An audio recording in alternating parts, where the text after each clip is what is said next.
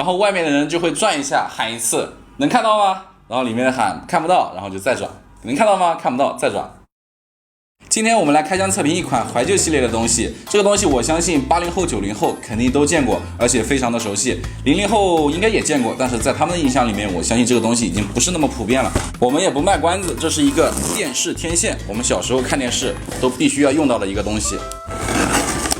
但是随着现在这个有线电视以及网络的普及，这种电视天线已经慢慢的远离了我们的生活。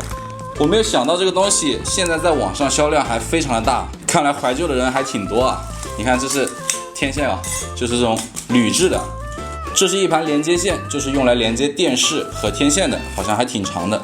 不过我没想到现在这个东西为什么还需要机顶盒啊？我记得我们小时候是不需要机顶盒的。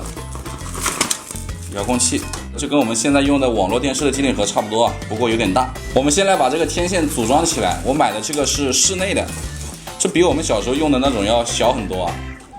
这个安装也是很简单啊，我看了一下，就是这样对接在一起，然后用这个铁片以及螺丝给它们固定在一起就可以了。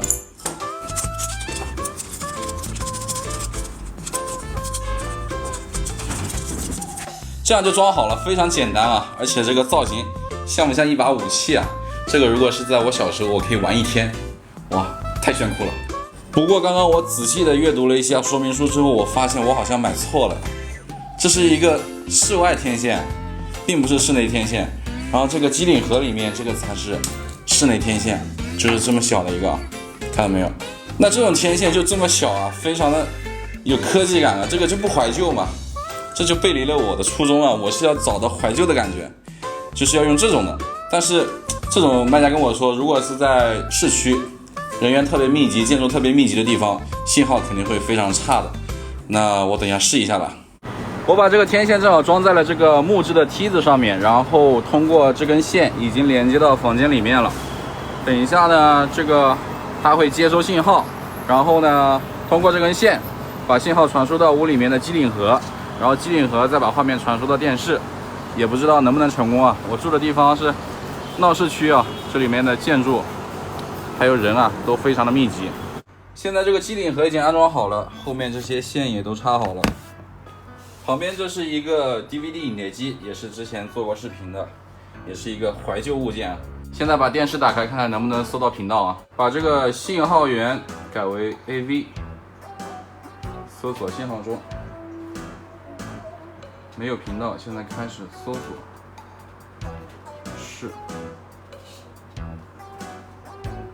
好的，已经出现了一个电视频道了，就是安徽卫视。果然在安徽还是安徽卫视最强大。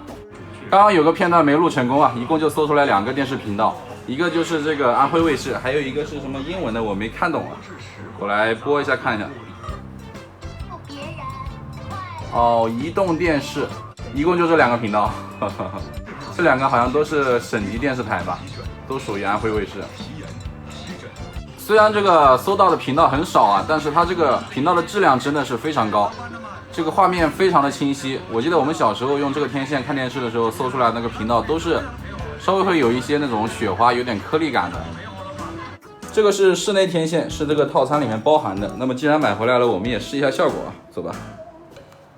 这个天线安装就非常的简单了，插上就行了，然后摆在这里，你看非常简单，不像那个还要出去安装啊，还必须绑在外面。对，我们需要重新的搜索一次。这个室内天线好像只搜索到1个频道啊，就是刚刚那个移动电视，安徽卫视的移动电视，只有这1个台，连安徽卫视都没有，而且这个信号质量好像没有那个室外天线好。卡住了，我的天哪！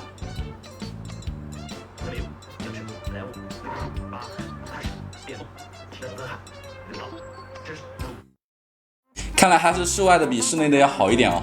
我把这个拆下来了，我准备等一下把它装得更高一点，看看能不能搜到更多的节目。这种天线现在是非常的便宜哦，如果只单买这1个的话，好像只要50块钱都不到啊。我记得比我们小时候要便宜很多啊。不过我记得小时候用的那种天线普遍都比这个大，而且比这个高级一点，它是那种这里有个电机可以旋转的，我们可以通过遥控器控制它旋转。然后如果这里面这个旋转的坏了的话，就会出现一个场景，如果电视看不到节目了之后，我们会派一个人出去拧那个杆子啊，让它得以转向，然后外面的人就会转一下，喊一次，能看到吗？然后里面的喊看不到，然后就再转，能看到吗？看不到，再转，然后直到能看到画面为止。好了，今天的视频就到这里，我们下期再见。